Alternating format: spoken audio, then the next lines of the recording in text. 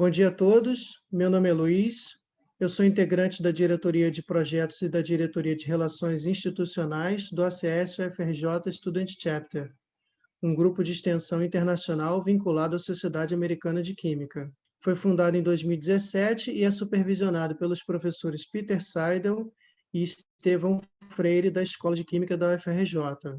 As nossas atividades são voltadas para a divulgação científica da química verde e já realizamos oficinas em semanas acadêmicas, palestras, workshop e simpósio em parceria com a UFRJ, centros de pesquisa e empresas. Atualmente, o grupo tem 22 integrantes, 19 alunos de graduação e pós-graduação da Escola de Química e do Instituto de Química da UFRJ, e 3 professores do ensino médio, técnico e superior, do Cefet, do IFRJ e do Colégio Pedro II. Hoje integramos a comissão executiva do primeiro simpósio do ACS-UFRJ Student Chapter, as múltiplas abordagens sobre a química sustentável. As atividades de hoje estão relacionadas à inserção da química verde em universidades. A evolução da pandemia de Covid-19 evidenciou muitas questões, dentre elas o ceticismo de alguns quanto ao conhecimento científico, e como a sociedade está conectada e exerce influência sobre o todo. Sob esse contexto, é necessário desmistificar a ciência como agente causador de catástrofes e inseri-la como solução, não só para profissionais da área, mas para a formação de cidadãos com participação crítica, os quais poderão ser atores de um desenvolvimento sustentável. Além disso, uma abordagem sustentável traz benefícios não somente para o meio ambiente, mas também para a economia de uma região. Nos últimos anos, houve um crescimento dos projetos de pesquisa e ensino que fazem uso do nono princípio da química verde, a catálise, pois, através do mesmo, é possível obter reações com rendimentos mais elevados, menos subprodutos e coprodutos e menor demanda de reagentes. Essas características geram grandes impactos econômicos e ambientais, demonstrando a necessidade de haver um diálogo entre ciências e sustentabilidade. Em nome de todos do grupo, gostaria de agradecer a presença de todos os participantes. Sejam bem-vindos. Agora, convidamos o professor Éder Lenardão para apresentar a palestra Ensino de Química Verde em Universidades. O professor Éder é bacharel em Química pela Universidade Estadual de Londrina, mestre em Química Síntese Orgânica pela Universidade Federal de Santa Maria e doutor em Ciências Química Orgânica pela USP de Ribeirão Preto.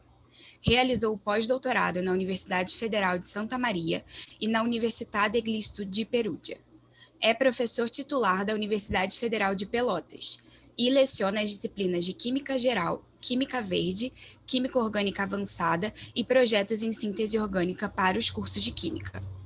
Foi coordenador do Programa de Pós-Graduação em Química e membro do Comitê Assessor de Química da FAPEX.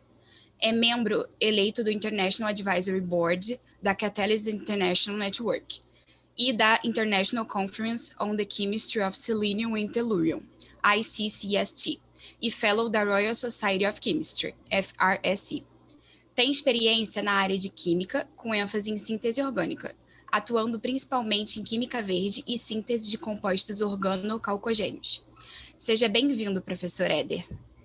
Ok, obrigado pela apresentação e muito obrigado à comissão organizadora pelo convite. Eu fiquei bastante honrado e aceitei imediatamente. Depois eu fui ver como é que estava a minha agenda, né? E eu estava comentando há pouco. Felizmente, hoje de manhã não tenho aula, né? Essa semana reiniciaram as aulas remotas aqui na Federal de Pelotas e hoje é um dia, amanhã está vaga nesse sentido. Bem, eu parabenizo, além de agradecer, eu parabenizo a vocês, estudantes, pela iniciativa.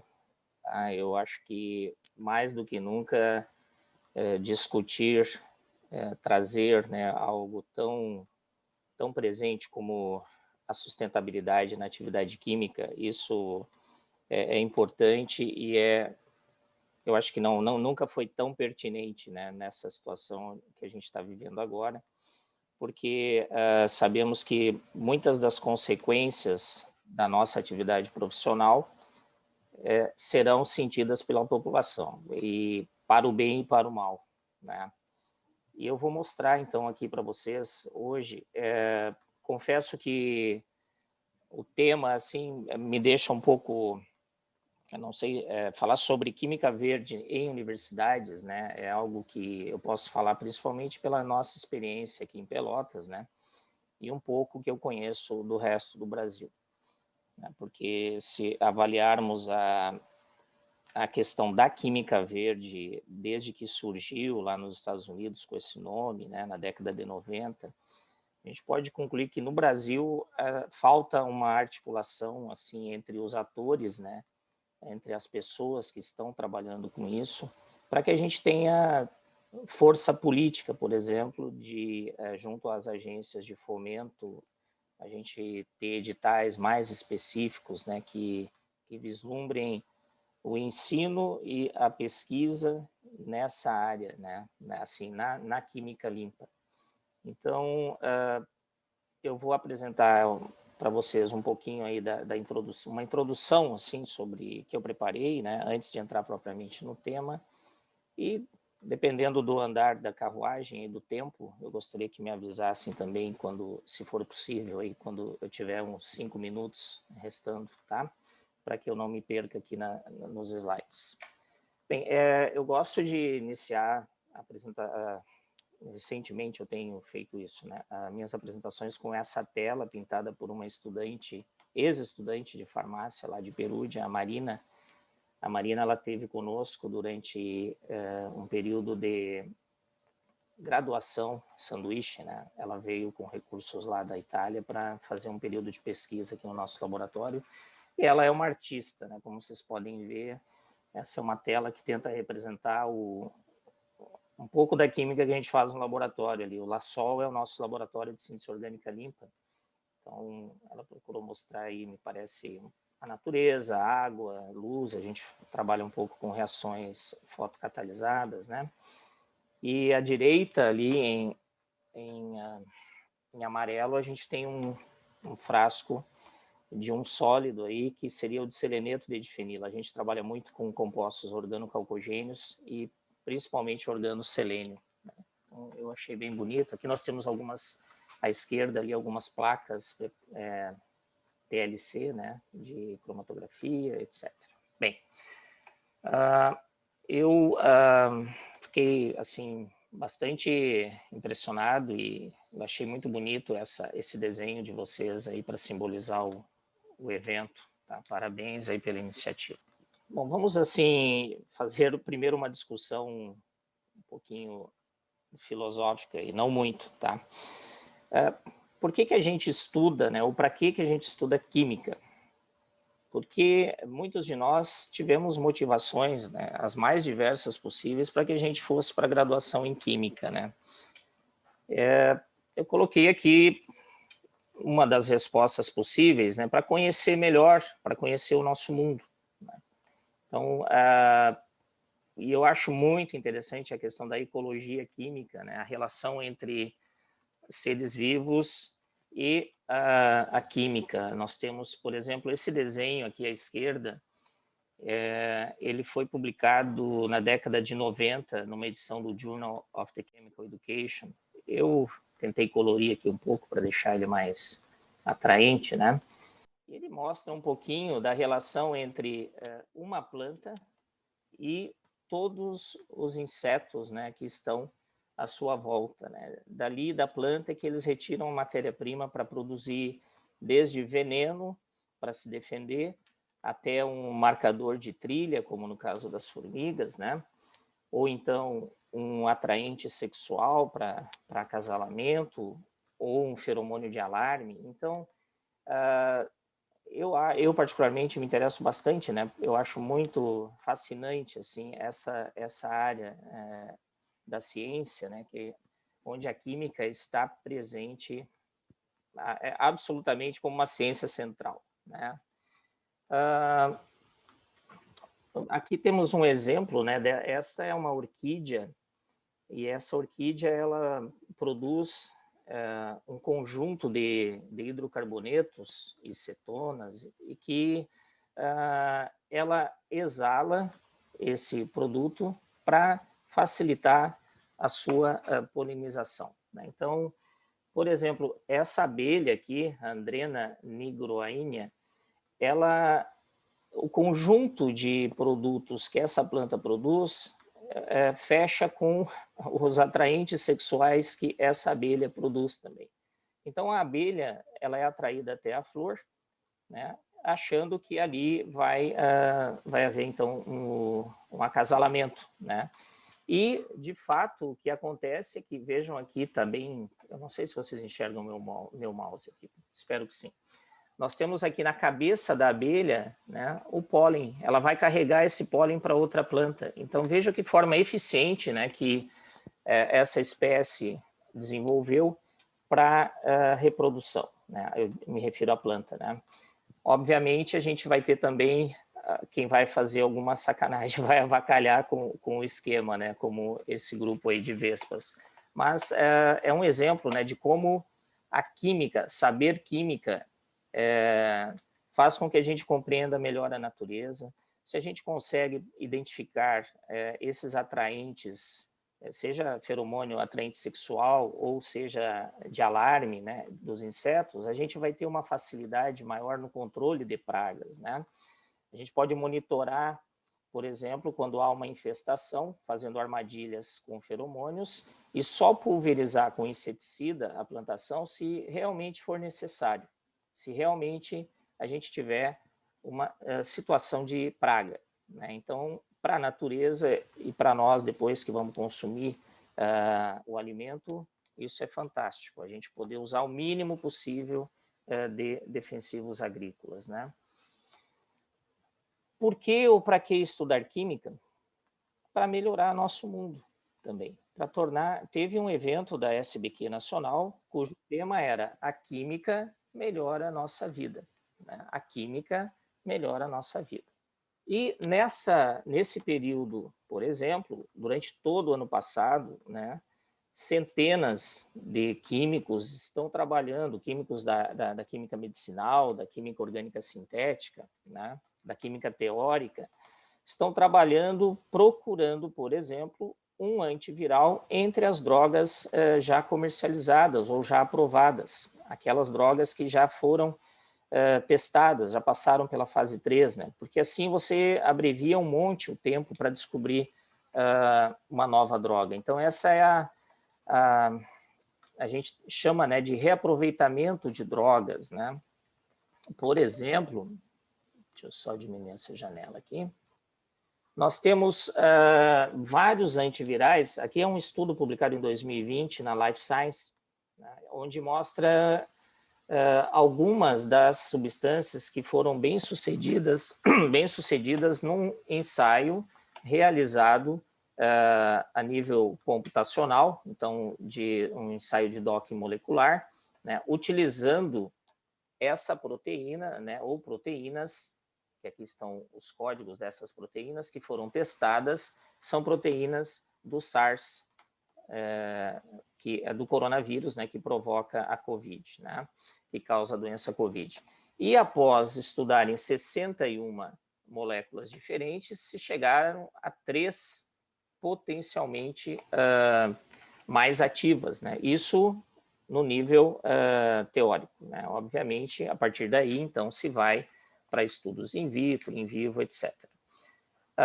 Semana passada, nós tivemos no Brasil a aprovação do Remdesivir, um antiviral que foi originalmente desenvolvido para combater o ebola, mas não foi bem sucedido nesse tratamento do ebola.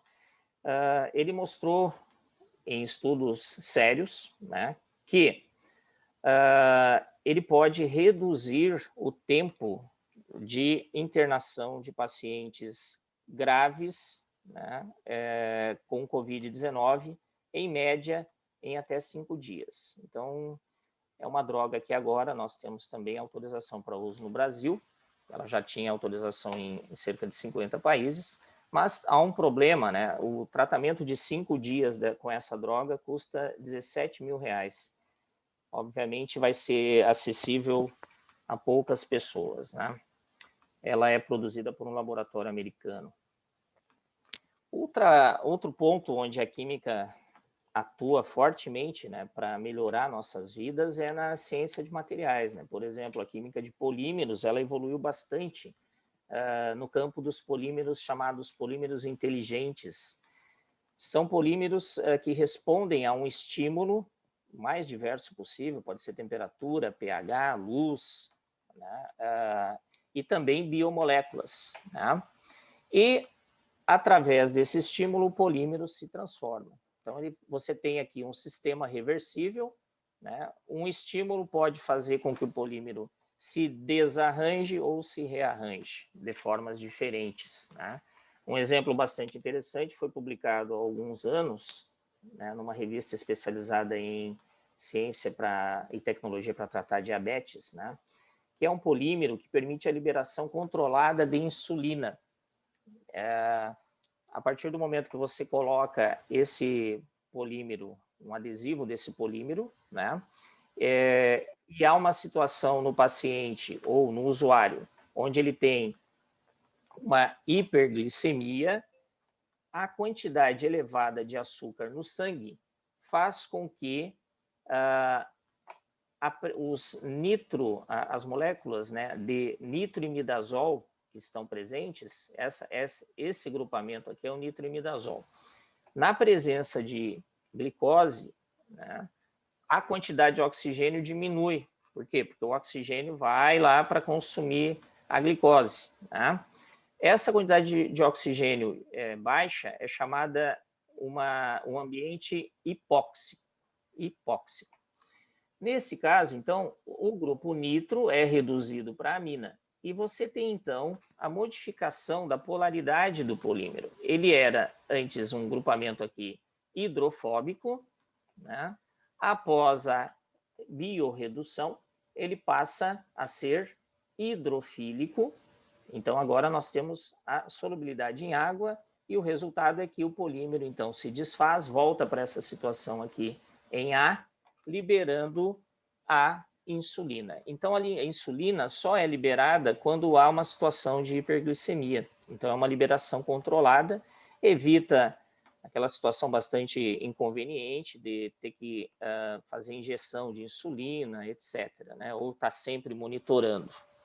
Então, esse é mais um exemplo onde a química pode ajudar a melhorar nossas vidas. Existem inúmeros, né? Não vou, obviamente, aqui tratar de todos eles. Mas, né, com toda essa possibilidade e essa realidade também, né, do benefício da atividade química, nós temos ainda um estigma, né? Nós temos uma ideia, o senso comum é de que a imagem da química ela não é boa, né? Eu não tenho aqui um dado mais recente do Brasil, tá? Então aqui é uma pesquisa publicada em 2001 na Química e Derivados.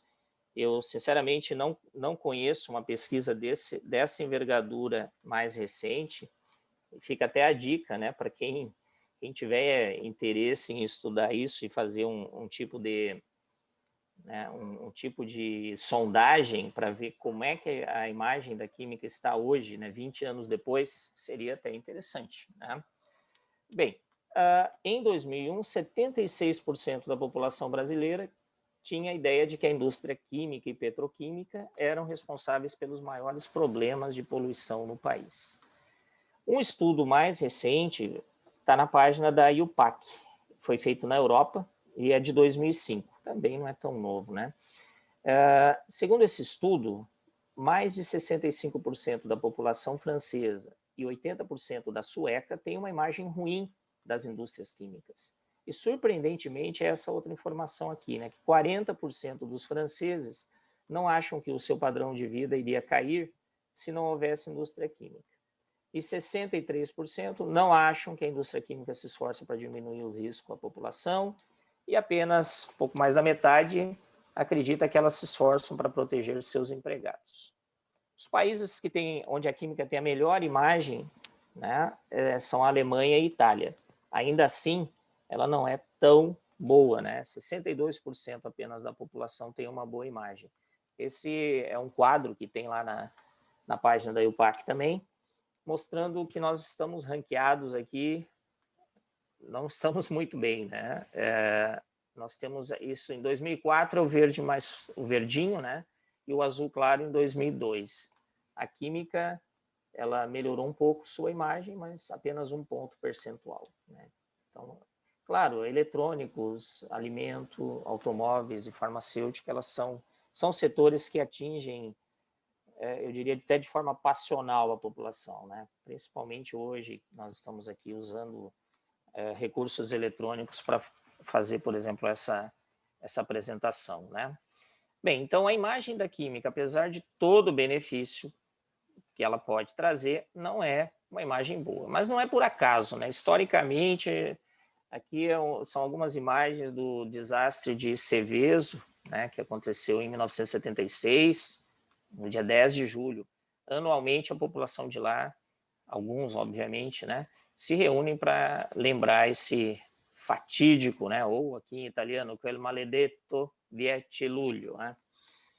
Foi uma situação bastante complicada, uma indústria, a Iquimesa, ela sofreu, teve um acidente, né, que acabou liberando toneladas, uma nuvem tóxica de dioxina, né, da indústria, né? Tem relatos desse episódio, não vou ler aqui, mas talvez esse primeiro, que eu acho que ele é bem... Repentinamente, pássaros atingidos pela nuvem tóxica começaram a cair do céu e crianças foram hospitalizadas com diarreia, enjoos e irritação na pele.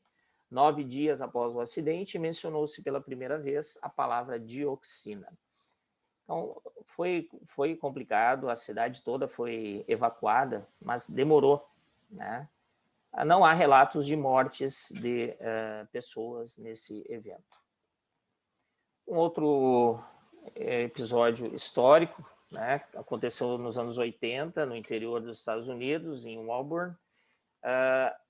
Empresas, indústrias de alimentos, elas usavam para lavar seus equipamentos, né, para desengraxar, tricloroetileno. E tricloroetileno é carcinogênico. E ele era jogado junto com a água residual e acabou atingindo 2 reservatórios de abastecimento de água da cidade. Então, como consequência, crianças, bebês nasceram com leucemia, alguns morreram. Tem um filme que, caso vocês tenham tempo, né, eu recomendo, já é um filme antigo, é de 98.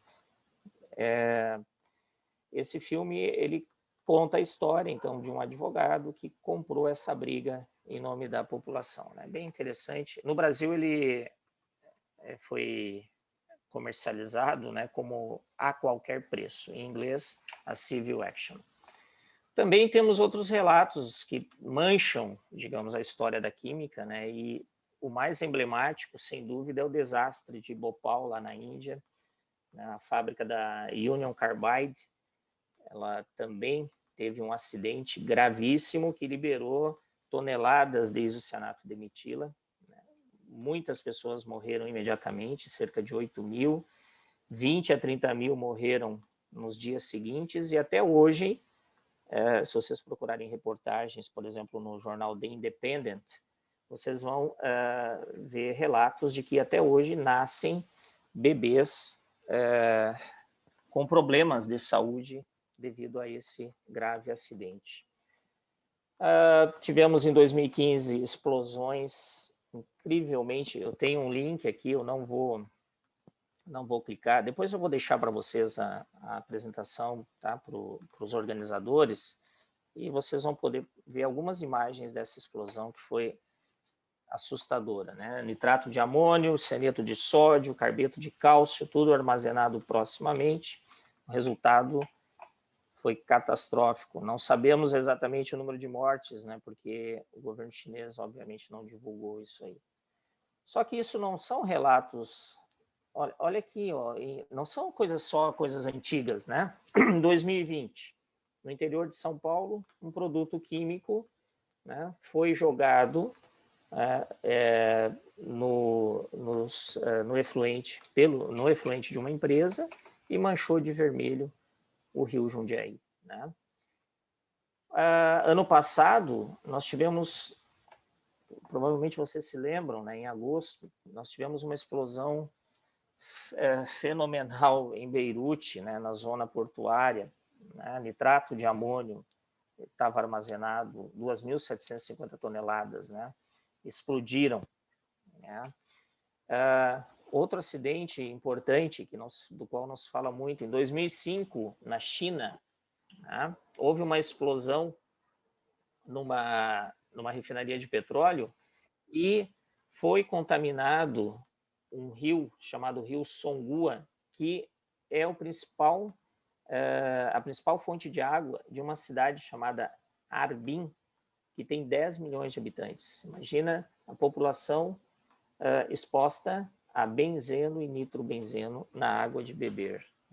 Então, eu diria assim, há motivações para que a química tenha uma imagem ruim, né? Sem dúvida, há episódios que mancham, né, um pouco a imagem. E aqui um quadro do nosso dia a dia, né?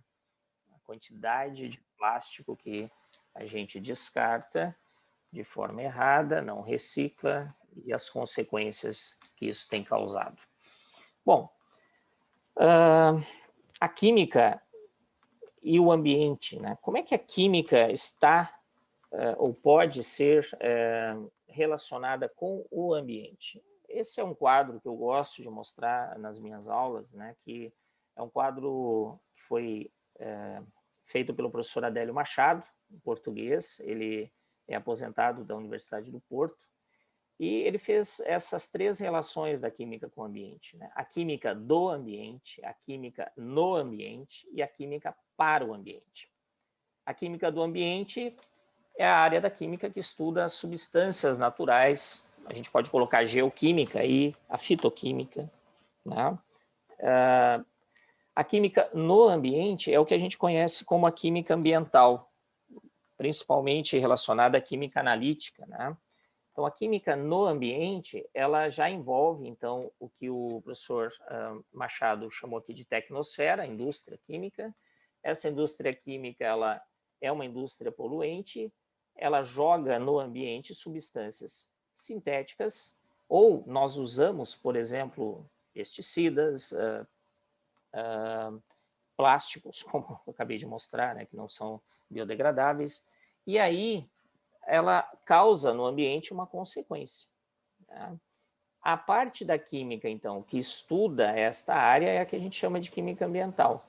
E a relação da química com o ambiente seria os efeitos da química no ambiente. Né? E essa indústria também usa materiais não renováveis, né? Principalmente derivados do petróleo.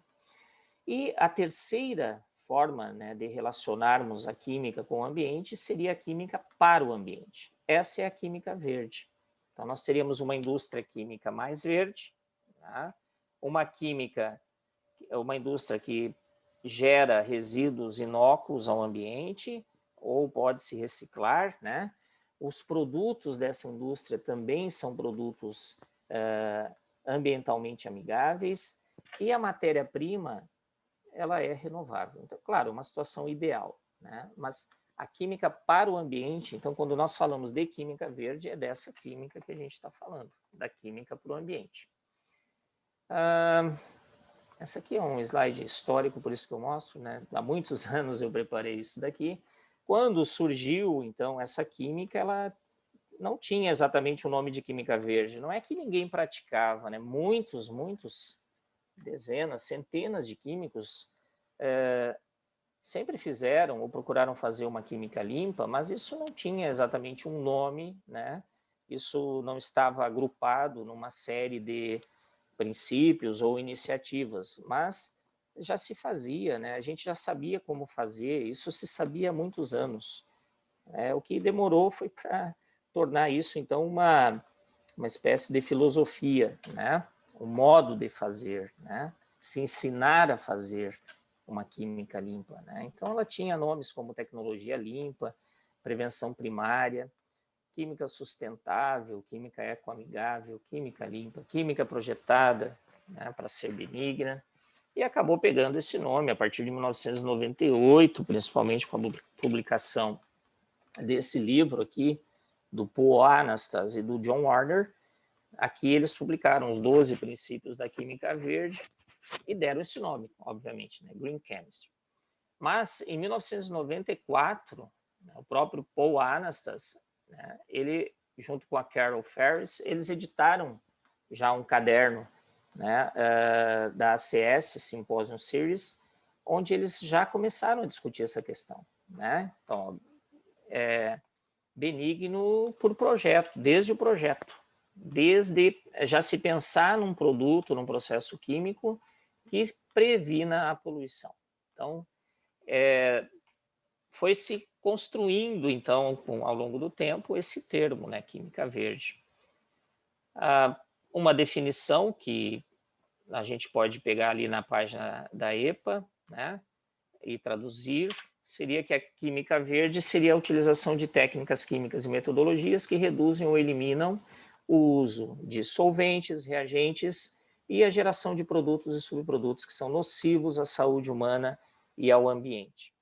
E como um campo da ciência, né, ela representa uma mudança no modo como a gente projeta moléculas e materiais. Essa mudança, ela aos poucos está movendo os químicos na direção, né, de uma química e de materiais mais seguros, não tóxicos e renováveis. Então, a química verde, ela tem a ver com diminuição, diminuição de resíduo, diminuição da quantidade de matéria-prima usada, diminuição do perigo, dos riscos, do consumo de energia, do impacto ambiental. Isso tudo gera diminuição de custo, porque a empresa, a indústria, ela vai gastar muito menos limpando.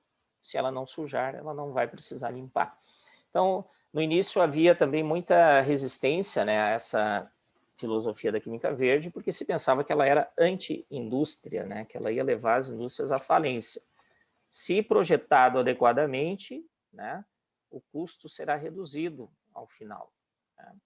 Bom, não vou, vocês já certamente tiveram palestras mostrando os 12 princípios da química verde, né, eles estão aqui, mas eu vou passar direto aqui por eles. Esses foram os publicados em 1998, né? Depois, em 2003, né, Paul Anastas, aí, em colaboração com a Julie Zimmerman, eles publicaram os 12 princípios da engenharia verde, né? Também, certamente, vocês já durante o simpósio ou foi falado ou será falado sobre eles, né? Então, não vamos falar aqui também. Bom, vamos retornar então ao tema da palestra, né? Ou vamos iniciar, né? Ensino de química verde em universidades. Como eu mencionei, sinceramente, eu não sou um estudioso eu nunca fiz um trabalho de pesquisa procurando saber como e o que estão ensinando, né, nas universidades brasileiras em termos de química verde. Eu já participei de vários eventos, né, em diferentes universidades, assim como eu estou aqui falando com vocês, né? E o que parece é que não há um lugar aí no Brasil hoje onde ao menos não se fale sobre o tema. Você pode não ter a disciplina de química verde lá com o nome, etc., mas em algum momento ela está sendo abordada pelo que eu consegui ler, né, desde o convite aqui de vocês até hoje. Eu dei uma olhada como é que são os projetos pedagógicos de alguns cursos e em algum momento aparece lá química verde, química sustentável, né? Mas tem também alguns artigos, né? Esse artigo aqui foi publicado em 2019 por colegas aí do Rio de Janeiro, né? Do IFE de Ciência e Tecnologia. Eles fizeram uma pesquisa, né, sobre como que a química verde estava inserida, né, nos cursos de licenciatura em Química do Brasil. Então, e aqui até eu marquei, porque eu falei, vamos ver, né, aqui na região sul como é que estamos, né? E aí na região sul, segundo o estudo, né, das 25 universidades aqui pesquisadas, ou faculdades, apenas a UNILA, a Universidade da Integração Latino-Americana, tinha a disciplina de Química Verde como optativa. todas as demais oferecem apenas Química Ambiental como obrigatório eletivo. Bom, eu tenho que discordar aqui da informação dos colegas, e vocês vão ver em seguida, né? Porque nós aqui na UFPEL, por exemplo, a gente é pioneiro, né, na introdução da Química Verde, primeiro como optativa, né, e depois como obrigatória, inclusive no curso de licenciatura. Mas, veja, tirando essa parte, então, da região sul, esse é um artigo que eu recomendo, né, para quem tem interesse em saber como é que está essa questão da Química Verde no Brasil, né? Eu recomendo que vocês deem uma olhada. Também na questão da Química Verde no ensino superior, nas universidades, né? Isso é mencionado nesse caderno de Química Verde, né? Que é publicado, nesse caso aqui, ele me parece que é em conjunto com a Academia Brasileira de Ciências ou com a ABQ. E aqui menciona, né, que aí na UFRJ vocês têm a Escola Brasileira de Química Verde. Então, em 2010, ela foi criada, né, e ela atua aí, ela está sediada, digamos assim, aí na UFRJ, né.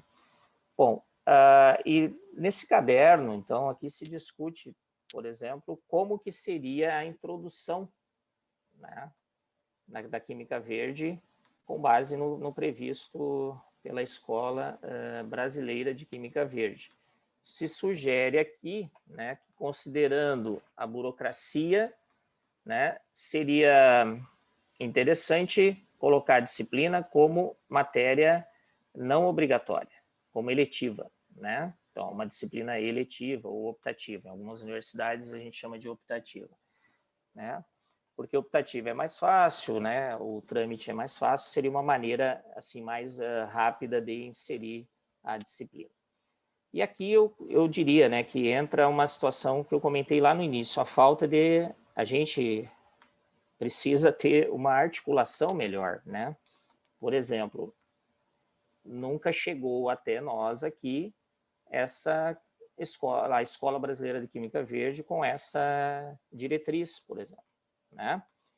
Então, a gente tem que, talvez, isso vai ficar no ar, né? Eu acho que vocês, como membros desse chapter, vocês, como futuros profissionais da química, vocês já estão envolvidos, né, desde agora, com a Química Limpa, Química Verde. Eu acho que vai caber a vocês, talvez, fazer essa integração, procurar essa integração. Bom, então, quando a gente fala de Química Verde em universidades brasileiras, né, praticamente todas elas, né, têm ou a disciplina optativa, ou dentro de uma disciplina lá, Química Ambiental, algo assim, tem tópicos de Química Verde, né. Eu acho que aqui vale destacar, né, os institutos federais, os IFES, eles são a maioria, né, dos cursos de graduação. Veja, não é considerado uma universidade, mas há cursos de graduação nos IFES, né? A maioria dos cursos que tem Química Verde lá no currículo, na grade curricular, está nos IFES. Então, até isso é um detalhe interessante, tá? Principalmente, talvez, porque os IFES, a graduação em um instituto federal não é uma coisa antiga, né? Desde que eles deixaram de ser simplesmente Cefet, escola técnica, eles passaram a ter curso de graduação e até pós-graduação, né? Aqui em Pelotas, por exemplo, tem graduação em Engenharia Química e mestrado em Ensino de Ciências, né? Então, hoje o IFE... Então, por eles serem mais modernos, mais jovens, os profissionais que estão atuando ali também, né, via de regra, foram contratados depois dessa modificação. Me parece que eles já têm essa formação, né, dentro da perspectiva da Química Verde, talvez isso ajude a explicar, né? Na USP de São Paulo, a gente já tem há anos a Escola de Verão em Química Verde, isso é bem interessante. Na UFSC, nós temos a parte de ensino de ciências lá, temos um colega, o Carlos Alberto, que trabalha bastante com a parte de ensino de Química Verde. Aqui na USP eu posso mencionar o professor Leandro Andrade, o professor Basito, né, que estão à frente dessa escola. Na UFSCar, a gente tem o grupo da professora Vânia Zuin e da professora Arlene Correia, que tem trabalhado bastante com Química Verde também. Bom, então, o que eu tenho para dizer sobre Química Verde em universidades brasileiras no geral, basicamente é isso, né? E eu posso falar agora um pouco mais sobre como é que é lá na nossa universidade, tá? Bom, Pelotas, a gente tem 5 cursos de Química na graduação, e em 3 deles a gente tem a disciplina de Química Verde obrigatória, né? Licenciatura, bacharelado e Química Industrial. Então aqui a gente tem o fluxograma da Química Industrial e a Química Verde é do 5º semestre, e no 7º semestre os estudantes também têm 2 disciplinas que estão diretamente relacionadas com Química sustentável, né? Tecnologia de conversão energética da biomassa e tecnologia de bioprocessos industriais. O curso de Química Industrial foi criado em 2008, na Universidade Federal de Pelotas, junto com o Reúne, e esse curso ele tem como característica a formação de um profissional voltado para o desenvolvimento sustentável. E isso a gente também acabou incluindo no curso de bacharelado e de licenciatura, principalmente o de bacharelado, né? Mas a licenciatura, ela também tem Química Verde aqui no 6º semestre, e o bacharelado, além da Química Verde no 5º semestre, tem a disciplina de Química a partir de recursos renováveis, que está aqui no 6º semestre. Então, isso também, e mais algumas outras, dão ao curso. Por exemplo, essa disciplina Projetos de Síntese Orgânica, que eu, nos últimos semestres, tenho lecionado, os projetos da disciplina têm que ser baseados em uma síntese mais limpa. Tem que ter alguma característica de Química Verde nessa síntese que os estudantes vão projetar. Normalmente, a gente faz síntese a partir de produtos de ocorrência natural, né? Matéria-prima renovável, etc. Bom, aí lá na página da universidade, a gente tem, então, a ementa, as informações, né, da disciplina, e eu vou entrar mais a fundo nisso em seguida. Então, aqui, tecnologias de conversão energética da biomassa. Aqui está a ementa, né, fontes de energia, biomassa, disponibilidade de impactos, caracterização, pré-tratamento, tá? Química a partir de recursos renováveis, introdução à tecnologia bioinorgânica, biodiversidade, sustentabilidade, porque, sem dúvida, a migração da matéria-prima não renovável para a biomassa é um dos pontos-chave, dos carros-chefe da Química Verde, né? Por exemplo, o reaproveitamento de resíduos agroindustriais é uma linha que tem tanta coisa para a gente pesquisar ainda, né? Para agregar valor ao resíduo, né? Bom, como é que é, então, essa cadeira, essa disciplina de Química Verde, né? Ela está lotada, então, ali no Centro de Ciências Químicas, Farmacêuticas e de Alimentos, tem 2 créditos, né? E o que se espera ao final do curso é que os alunos possam detectar e propor soluções para problemas relacionados a processos que utilizam ou geram substâncias danosas ao ambiente. Também espera-se que os alunos entendam os conceitos básicos da nova filosofia da Química Verde e os seus princípios, né? Então, como eu mencionei, desde 2004 é uma disciplina eletiva e a partir de 2008 ela se tornou obrigatória. Nós também temos um programa de pós-graduação em Química aqui, com mestrado e doutorado, e a disciplina Química Verde e Sustentável, ela faz parte do currículo desde a criação do curso, que foi em 2011. Então, aqui também nós somos pioneiros, né, em inserir Química Verde na pós-graduação. Bom, o programa da disciplina aqui é relativamente exaustivo a gente passar por tudo isso, mas começa-se com um contexto histórico, né, definição, recursos didáticos, porque uma das deficiências que a gente tem ainda, né, é material em português sobre o tema. Aos poucos isso tem sido superado, né?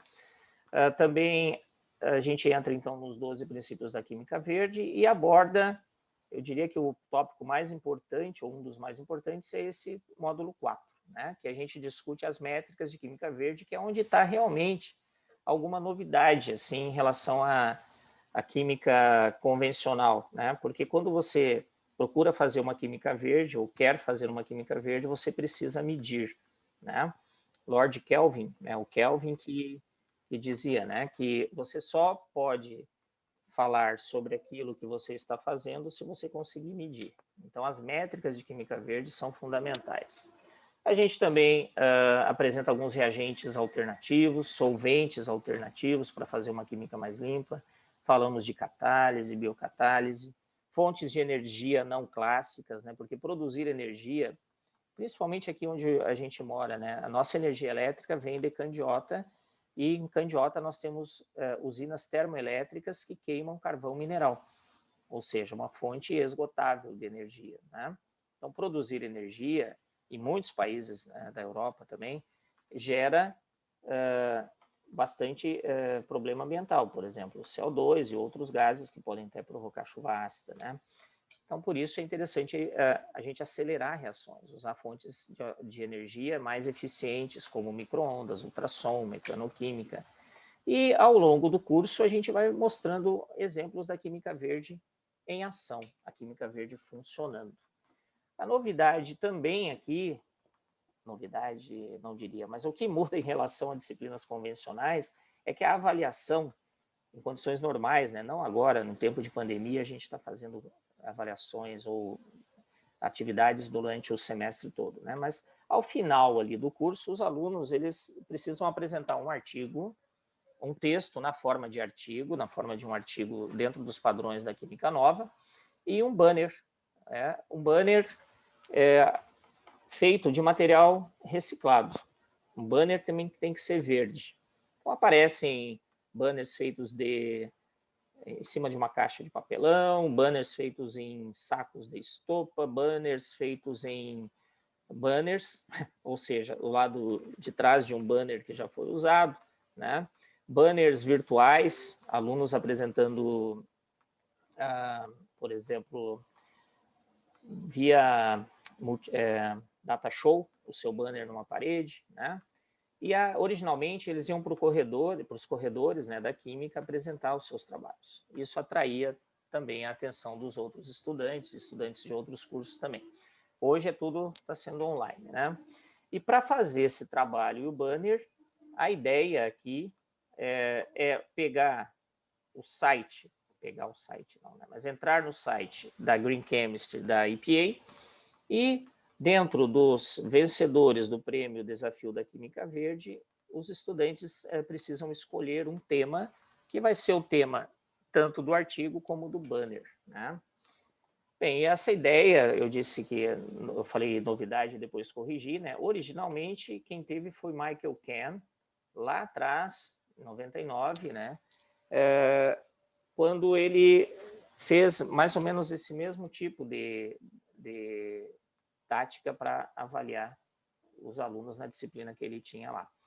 E aí eu estou aqui parafraseando o Chacrinha, né? Que na TV, Chacrinha que dizia, né, na TV nada se cria, tudo se copia. Bom, principalmente em ensino, né, é importante a gente reproduzir bons exemplos, não é? Porque se cada um quiser fazer uma coisa nova, eu diria até que não tem por que ficar desenvolvendo novas metodologias, né? Então, vamos aperfeiçoar alguma, adaptar a realidade, né? Não vejo problema nesse caso, né? Bom, só para rapidamente mostrar, quando você entra no site ali dos premiados, né? Aquele link que eu mostro ali, eu apresento para os alunos, você tem uma lista desde 1996 até 2020 dos ganhadores do Prêmio Desafio da Química Verde. Então, vamos supor aqui que a gente escolha o ano de 2006, tá? Quando a gente clica ali em 2006, vão apresentar os ganhadores em 5 categorias, né? São as categorias caminhos sintéticos mais limpos, condições reacionais mais verdes, perdão, projetando produtos químicos mais verdes, tem a categoria para pequenos negócios e tem a categoria para pesquisadores. Né? Todos, para concorrer, você tem que estar trabalhando lá nos Estados Unidos, ou a empresa tem que ter uma filial por ali. Então, suponha que o aluno escolheu este tema, né? For Design and Green Chemicals, é a Green List da Johnson. E quando você clica, peraí, vamos ver aqui como é que eu volto aqui, Page Up. Quando você clica aqui em Summary, você vai ter um resumo da tecnologia ou do produto. Quando você clica aqui, você vai para o site da empresa. Então, no Summary, você tem então a descrição. Eu coloquei só uma parte, é uma página, tá? Não é muita coisa. E aqui vai dar para o estudante, vai mostrar o caminho, onde é que ele vai, o que ele tem que procurar. A partir daqui, ele vai para a literatura. Então, ele vai para o periódicos CAPES, ele vai para a página da empresa, ele vai saber se o produto é comercializado hoje ou não. Nesse caso aqui não é um produto, né? É iniciativa da empresa para diminuir o uso de materiais tóxicos, né? E o aluno, então, esse aqui é um banner feito pela Sara no ano passado. Então, ele vai fazer banner sobre aquilo e, claro, além do banner, ele vai me entregar um texto dentro das normas da revista, porque é interessante que o aluno já aprenda a escrever na linguagem científica, né? Esse aqui é um outro banner, né? Esse aqui também, né? Esse aqui é do semestre passado, esse aqui, não me lembro se é do semestre passado. Então, nessa linha é que funciona a avaliação. Então, eu avalio a qualidade do banner, a apresentação do banner, a qualidade da apresentação dos estudantes, em geral é uma dupla que faz isso, né? E o texto. E dali, então, se tira a avaliação. E também, claro, agora, como que os alunos estão participando durante as aulas síncronas e assíncronas, né? Podem me dizer como é que está meu tempo aí, por favor, que começou um pouco mais tarde. Como eu mencionei, né, nós temos uma limitação na questão do material em português. Eu entendo que hoje é difícil você fazer uma graduação sem saber o mínimo de inglês, né? Já que a linguagem da ciência hoje é a inglesa, né? A língua inglesa, perdão. Então, nós temos que meio que adaptar, né? Um pouco o aluno. Por exemplo, esse site que eu mostrei é tudo em inglês, né? Eu ajudo, o Google Translator ajuda, mas o aluno, vocês sabem do que eu estou falando, né? Tanto é que a gente está falando aqui para um chapter, um capítulo da American Chemical Society, né? Como é que você vai ter esse capítulo se você não consegue se comunicar em língua inglesa, né? Então, temos que admitir que a língua portuguesa não é exatamente privilegiada em termos científicos. É uma língua maravilhosa e eu adoro, mas a gente tem esse problema que é sério, né? Então, a questão para que a gente consiga desenvolver também a química verde é ter material de qualidade, acessível, né, para que professores de todos os níveis, desde o ensino fundamental, consigam passar para o aluno, desde pequeno, a importância de uma química amiga do ambiente, né? Isso talvez possa ser desenvolvido, né, ao longo do tempo, se a gente conseguir fazer essa articulação que eu mencionei, né, entre colegas da área de ensino, colegas da pesquisa, né? Bom, eu diria que o primeiro artigo, né, escrito em português sobre o tema Química Verde foi de um ex-aluno do doutorado aí de vocês, da UFRJ. Hoje ele está eu imagino, se o currículo dele que eu achei é de 2016. Não sei se ele se aposentou ou ainda trabalha na Petrobras, o Antônio Sanseverino, tá? Ele, já em 1998, no final, foi o mesmo ano em que o Paul Anastas e o John Warner publicaram os 12 princípios da Química Verde. Ele já publicou esse artigo de divulgação na Química Nova, falando sobre síntese orgânica limpa. Ele não usou o termo Química Verde porque ainda não se usava. Mas em seguida ele publicou um artigo bem bacana, bem acessível, recomendo a vocês, tá? É na Ciência Hoje, o ano foi, acho que é 2002, tá? Acho não, é 2002, tá? Página 185. sobre química verde. Agora ele também está chamando de química verde. Então ele contribuiu, no meu entendimento, de forma bastante importante. Eu só fui saber dos trabalhos dele depois que eu fui estudar sobre química verde, quando eu estava em Ribeirão Preto, fazendo um período ali de afastamento ali, fui tentar um pós-doc, né? E eu fui fazer um projetinho para concorrer a um concurso e eu fui estudar sobre tratamento de resíduos e acabei chegando num ponto que era o seguinte: é melhor evitar o resíduo do que tratar. E aí era a química verde, né? E foi aí que eu escrevi esse artigo, né? Opa, cadê esse artigo aqui? Então, vejam, em 2002, eu fiquei o ano de 2001 em Ribeirão. Em março de 2002, eu submeti esse artigo aqui. Mas temos que reconhecer, assim, eu acho que o Sanseverino Químico, né, foi realmente pioneiro em escrever sobre o tema, tá? Acho que ele é o descobridor aqui, né, vamos dizer assim. Bom, então nós temos uma deficiência em material, mas a gente tem vários artigos publicados, né? Eu já mostrei 2 ali, um de 2000 e um de 2002, né? E teve um trabalho do congresso aqui publicado no Simpec, né, que aconteceu em 2018 aí no Rio de Janeiro, e se verificou que de 2010 a 2017, né, 49 artigos apenas, um total de quase 3.000, davam ênfase à química verde, foram publicados na Química Nova. Ou seja, a Química Nova ela é a nossa grande fonte de material para estudar e para ensinar química verde. Também tem a Química Nova na escola, tá? Aqui um exemplo, um artigo publicado pelo professor Carlos Alberto, lá da UFSC, né? Mas veja, é química ambiental e aí entra a química verde, né? Outra revista que também é acesso gratuito, também da SBQ, né? A Revista Virtual de Química, tem vários artigos lá em português. Então, eu não vejo hoje como a gente procurar num único local informações, né? Uma contribuição importante, né, do professor Peter Seidel foi como um dos organizadores, né, desse livro, podemos chamar assim, né, um documento, né, Química Verde no Brasil, de 2010 a 2030, né, com perspectivas de introdução da química verde como uma política de governo, imagino eu, né? Então ele tem capítulos discutindo setores da economia brasileira, né, que por essência são inerentemente verdes, né? Dali a gente tem a mola propulsora para desenvolver um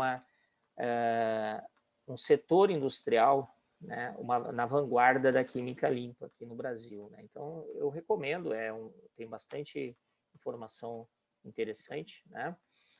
Tem esse livro aqui que está à esquerda, ele foi editado pelas professoras Vânia e Arlene lá da UFSCar. Ele tem alguns capítulos, né, falando sobre, por exemplo, fitoquímica, catálise, né, biocombustíveis. São tópicos que estariam englobados na química verde. Tá? Tem um outro livro que eu não coloquei aqui, que foi publicado pelo professor Adélio Machado, em português, né, que é sobre métricas de química verde. Esse livro é recente, eu acabei não colocando. Nós temos também página, tem sites, né, sobre isso, né? Nós criamos em 2002 aqui em Pelotas a WW Verde, né? E aí orgulhosamente, né, eu chamava de a página de divulgação da química verde no Brasil. E até hoje eu considero que é talvez a única. Vocês podem me ajudar, porque eu também não conheço tudo, né? Ou uma das únicas fontes, né, na internet, assim, onde o tema é discutido de forma bastante criteriosa, né? Ela foi remodelada em 2014, então vários estudantes nossos ajudaram aqui nas fotos, etc. E a gente criou também, né, WW Verde no Facebook, no Instagram, no Twitter, e nós temos 2 estudantes que ajudam a manter essa página. Outro material em português, que infelizmente está meio difícil de achar e de acessar depois que foi remodelado, né, é da Universidade de Scranton, né, o professor Michael Ken. Lembra que eu já mencionei ele, que foi ele é pioneiro no ensino de química verde lá nos Estados Unidos e no mundo, né? ele tem um site que ele chama de Greening Across the Chemistry Curriculum. E aí tem tópicos de Química Verde para ser abordado em várias das disciplinas de um curso de graduação. E em 2003, um estudante meu, que hoje é professor na Universidade de Caxias do Sul, o Thiago, ele me trouxe isso e perguntou se a gente não poderia fazer uma versão em português. Eu entrei em contato com o professor Michael Ken, que entrou em contato com os autores de cada um dos módulos. Eles toparam, então hoje tem uma versão também em português, esverdeando o currículo de Química. É muito interessante, apesar de que os links não estão funcionando quase nenhum. Tá? Bom, sobre material, tem muitas coisas que eu não mostrei aqui, mas eu recomendo, então, procurarem principalmente as revistas da Sociedade Brasileira de Química, da ABQ, tem também o Caderno de Química Verde, né, que eu já mostrei ali atrás, que é editado pelo professor Peter. E eu vou aqui agora adiantar para a gente tentar encerrar isso aqui em tempo hábil, né? Eu tinha comentado, né, da Revista Virtual de Química, por exemplo, nós publicamos um artigo de revisão em homenagem ao convite, né, dos editores, em homenagem aos 40 anos da SBQ, e ali a gente fala sobre o uso de glicerol como solvente. Glicerol, ele é um subproduto, um coproduto, digamos, é melhor assim, né, chamar, da produção de biodiesel, e ele tem muitas utilidades, né? Até eu botei aqui o Bombril, 1001 utilidades. Mas é mais um ponto onde tem química verde, né? Às vezes você não vai encontrar química verde no título, nem no abstract, mas o assunto engloba, né? Então, para encerrar, eu queria apenas aqui apresentar alguns nomes que são colegas profissionais que trabalham com a gente, né? Nós temos um grupo de síntese orgânica aqui em Pelotas, temos 6 pesquisadores e em torno de 40 estudantes ao todo. Mas temos também colaboração com bioquímica, biotecnologia, agronomia. A agronomia é forte aqui em Pelotas, né? E temos alguns contatos no exterior, né? Por exemplo, uma interação bastante forte com Perúdia, através do professor Cláudio Santi, que trabalha também com química verde. Tenho 2 alunos de doutorado, a Laura e o Luiz. Aqui ex-alunos, né, que hoje um deles é professor substituto, aqui perto, desculpa. Nós temos um ex-aluno trabalhando na Eurofarma, aí em São Paulo, uma pós-doc nossa, outra que é professora ali em Santa Catarina, são alguns exemplos, né, recentes. E aqui os alunos de iniciação científica, né? Então, a Caroline, o João, infelizmente, nossos alunos de iniciação científica estão impedidos de trabalhar no laboratório, né? Mas é de forma bastante correta, né? Infelizmente, porque eles estão sentindo falta e eu também, né? Então, a Caroline, o João, a Isla, a Gabriela, a Luana e a Kathleen. A Isla e a Gabriela ajudam a manter a WW Verde, a página, o Facebook e também o Instagram, né, e o Twitter. Talvez vocês ouçam uma musiquinha no fundo, porque está passando o caminhão da coleta seletiva, tá? Aqui, às terças de manhã ele passa. Aqui alguns de nós, né? Essa menina Victoria, esse menino Bonifácio e aqui a Laura, eles são italianos e a Laura hoje faz doutorado aqui. Esses 2 aqui, o Boni veio fazer um sanduíche, doutorado, e a Vitória veio fazer a parte experimental da graduação dela em farmácia. Então, anualmente, vêm estudantes, né, da Itália aqui no nosso laboratório, estudantes do grupo do professor Cláudio Santi. A Laura veio fazer parte experimental da graduação, depois fez mestrado e agora doutorado. Ela gostou do Brasil, né? Algumas fotos aqui. Pelotas tem em torno de 350 mil habitantes. Ela fica próxima da Lagoa dos Patos e a 50 quilômetros do litoral, ali em Rio Grande. É uma cidade bastante plana. Aqui nós temos um prédio de uma antiga charqueada, né? Deixa eu aumentar aqui, né? Desculpa, gente, eu não me... e aqui passa o canal, o Arroio Pelotas, né? Aqui é a Praia do Laranjal, a nossa catedral, aqui é o centro. Eu queria agradecer à minha universidade por ter dado todo o incentivo e as condições para que a gente desenvolvesse nosso trabalho aqui. a comissão organizadora do primeiro simpósio da CS Student Chapter, tá? No nome da Luísa dos Anjos, que foi quem me contatou aqui primeiro, mas eu agradeço a todos vocês, ao Luiz Carvalho, FINEP, CAPES, FAPERGS e CNPq, que financeiramente nos ajudam, e a todos aí que assistiram, muito obrigado, tá? Muito obrigado pela palestra, professor. Agora, iniciaremos a sessão de perguntas. Fiquem à vontade para escrever as suas dúvidas no chat ou abrir o microfone. Temos aqui uma pergunta do Bruno, e ele perguntou, ele disse, no início da palestra foi mencionado o estigma da indústria química na sociedade. Poderíamos dizer que esse estigma, de alguma forma, atrapalhou o desenvolvimento da química verde no Brasil atual? Eu acho que não, né? Porque, assim, o estigma e a imagem ruim, né? Ela vem principalmente da comunidade em geral, né? Eu não creio que um químico, né? Um estudante de química seja, assim, digamos, preconceituoso com a nossa área, né? Historicamente, né? O químico, ele não está muito. A minha formação, vou falar por mim, né? Eu nunca tive muito preocupado se o que eu estava fazendo ia poluir o riozinho que passa atrás lá do prédio da química, se o produto obtido ia causar algum problema de, por exemplo, poluir águas, né? A questão, eu acho, é realmente uma mudança de paradigma, uma mudança de filosofia que tem que partir de nós, né? De professores, de pesquisadores.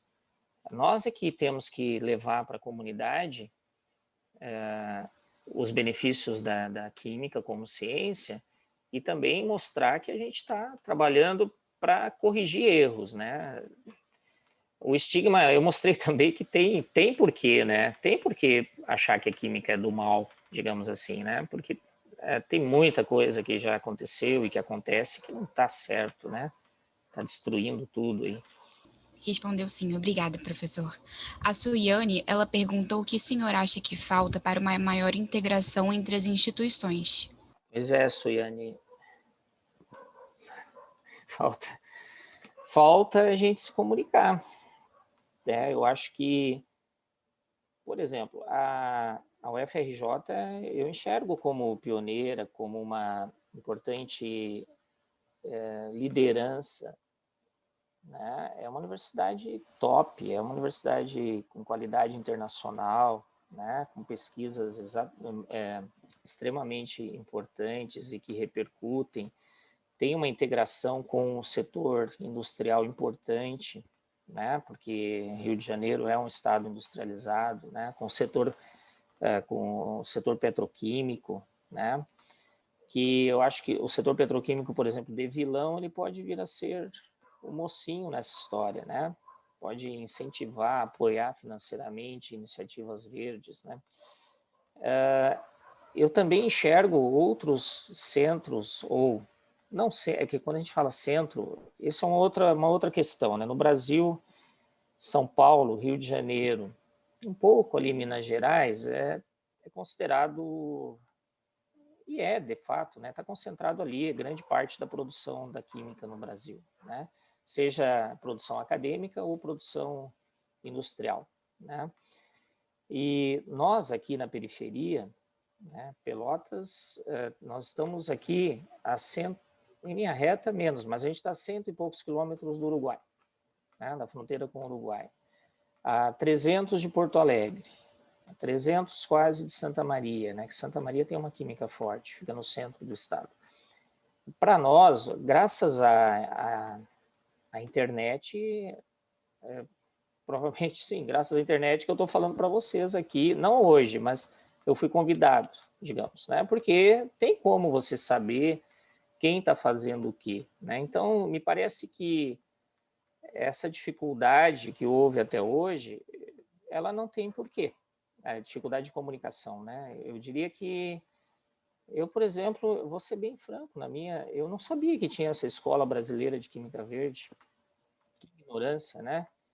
Aí, e eu não sabia, quando eu li o parágrafo que eu coloquei ali, cabe à Escola Brasileira de Química Verde traçar as diretrizes ou implementação do ensino de Química Verde nas universidades, eu fiquei perplexo, né? Porque não sabia nem que existia, né? Depois eu vi aquele documento, 2010 a 2030, lá diz, será criada a escola que vai ser sediada em uma universidade que produza, que faça pesquisa. Foi sediada no Rio de Janeiro, perfeito, acho que o lugar mais adequado, inclusive porque houve a participação, né, de colegas daí na elaboração.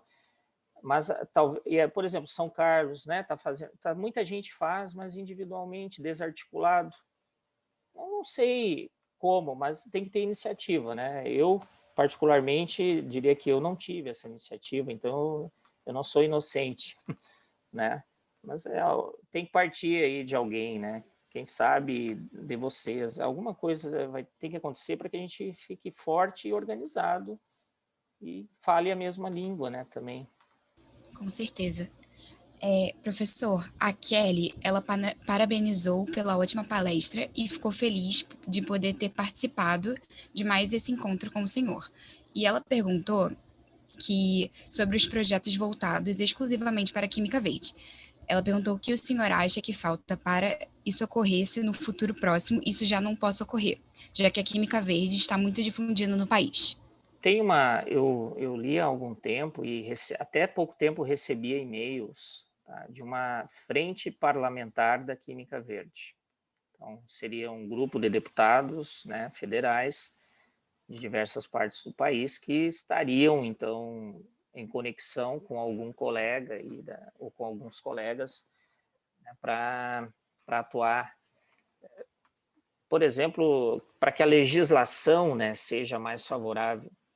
É muito importante você ter um item lá na legislação ambiental ou educacional que preveja, né, a formação de profissionais dentro dessa filosofia.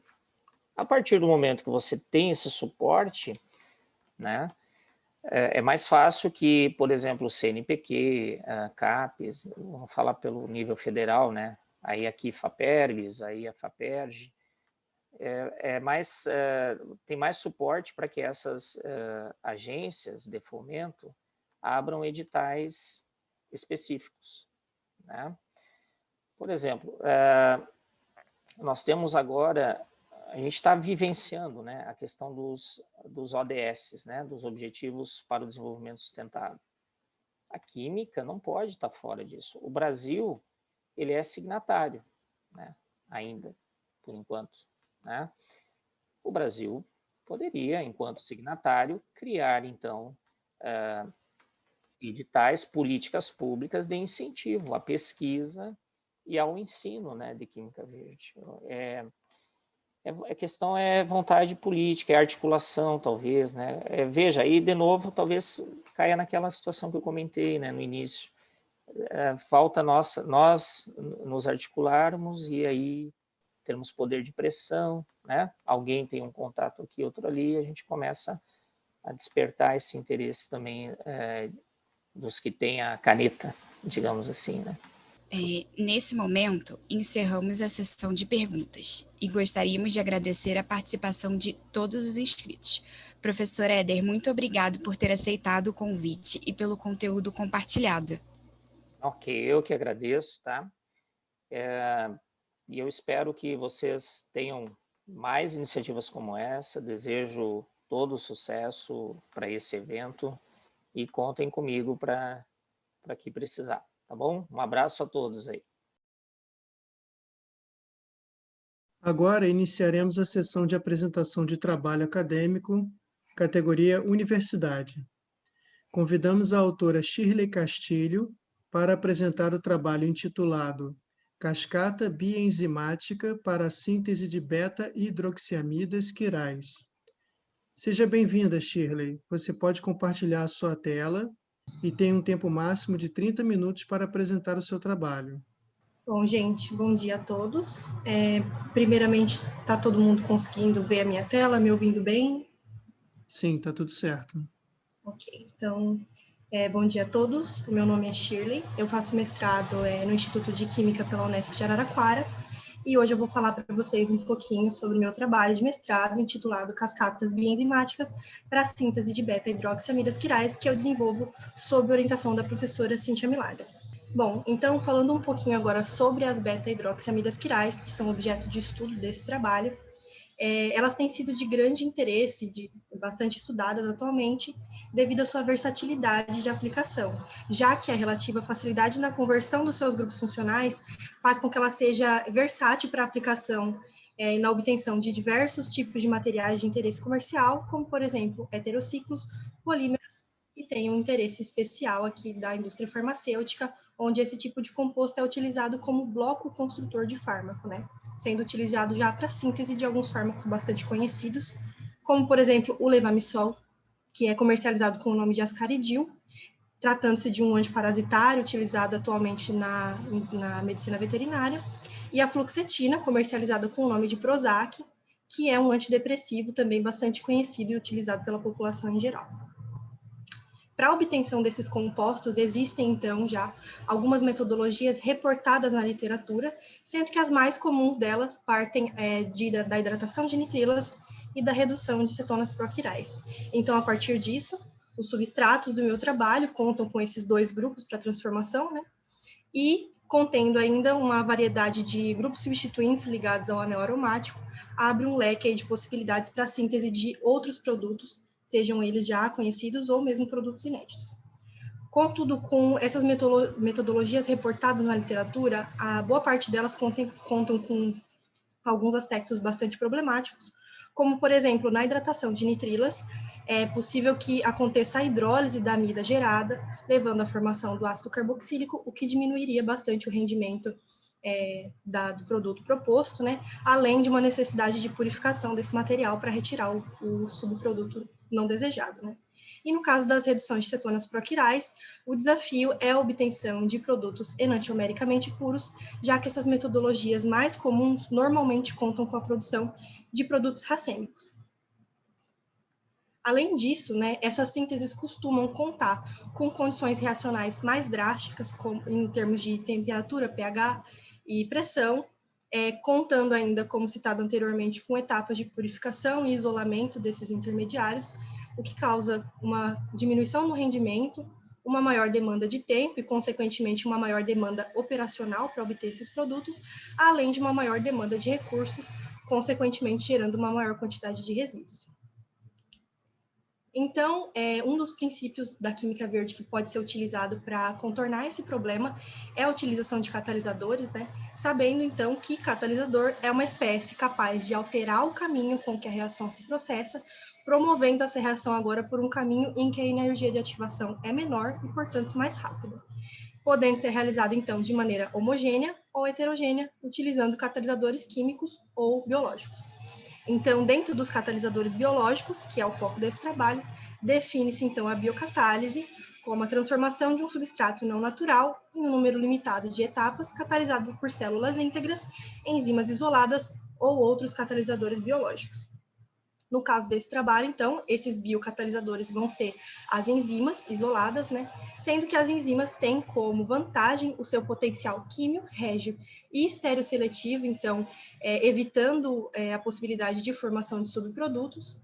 Dado esse potencial, elas acabam evitando também etapas de proteção e desproteção, atuam em condições reacionais mais brandas, sendo temperatura e pressão ambiente, atuando também em soluções, normalmente em soluções tamponadas com pH próximo ao fisiológico, são matéria-primas de fonte renovável, apresentam uma baixa toxicidade, além de serem biodegradáveis também.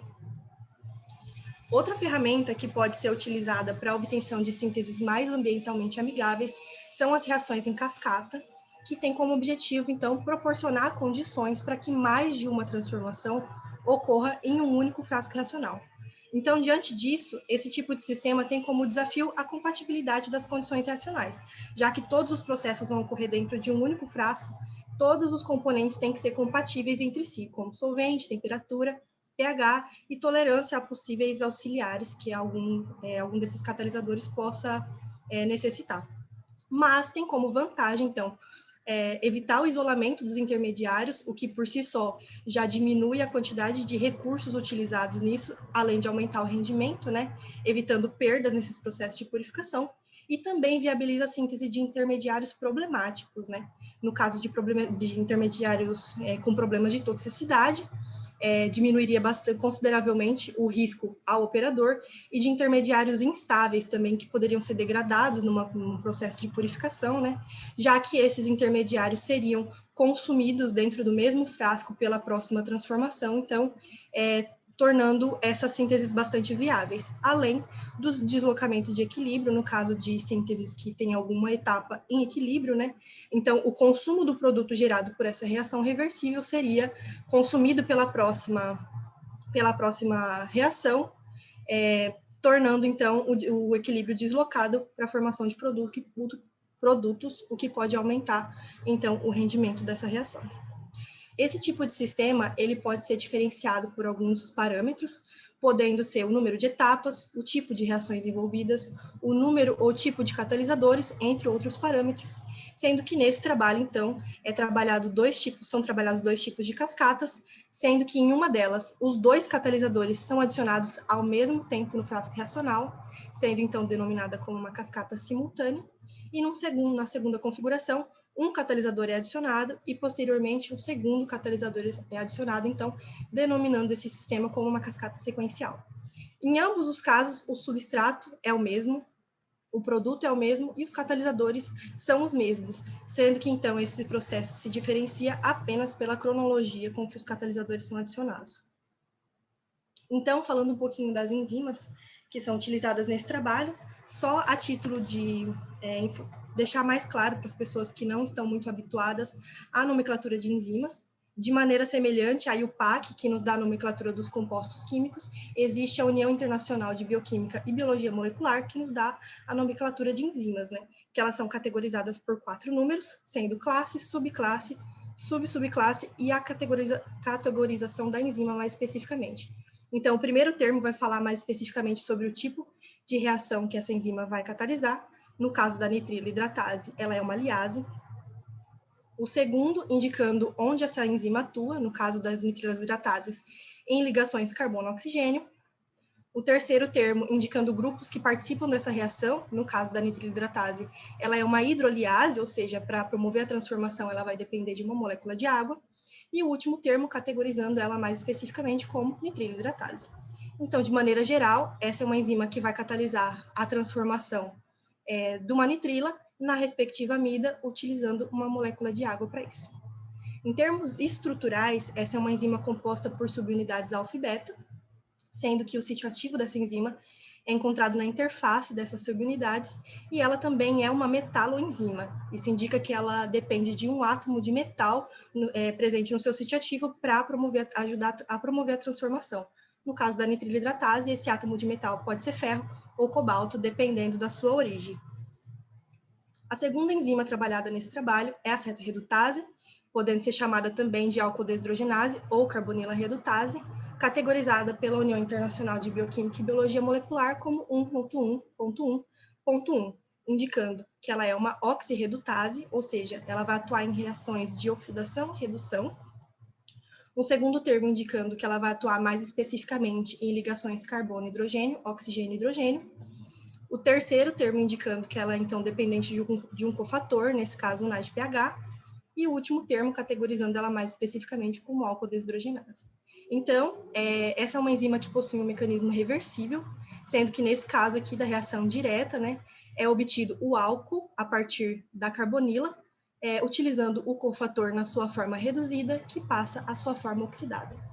Com a reversibilidade desse sistema, é possível também obter com essa enzima a carbonila através do respectivo álcool quando utilizado o cofator na sua forma oxidada, que passa então à forma reduzida.